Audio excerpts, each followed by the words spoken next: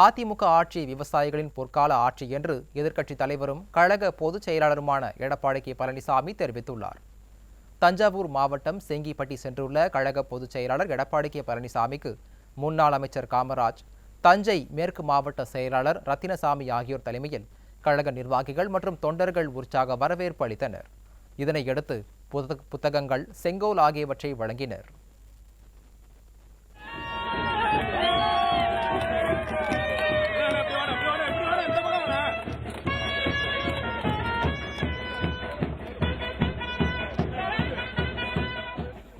இதனைத் தொடர்ந்து பேசிய அவர், ரத்தத்தை வியர்வையாக சிந்தி நாட்டுக்கு உணவளிக்கும் விவசாயிகளை பாதுகாத்தது என்றும், அதனால் அதிமுக ஆட்சியே விவசாயிகளின் பொற்கால ஆட்சி எனவும் தெரிவித்துள்ளார்.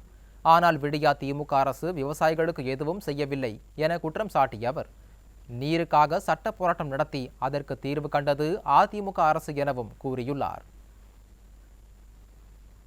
நாட்டுக்கு உணவளிக்கின்ற ஒரு விவசாயிகள், அந்த விவசாயிகள் இரவு என்றும் பகல் என்றும் வெயில் என்றும் மழை என்றும் பொருட்படுத்தாமல் ரத்தத்தை வேர்வையாக மண்ணிலே சிந்தி உழைக்கின்ற அந்த விவசாய பகுதி மக்கள், விவசாய தொழிலாளிகளை அனைத்து இந்திய அண்ணா திராவிட முன்னேற்ற கழகம் பாதுகாத்தது. அவர்களுக்கு தேவையான உதவிகளை செய்தது.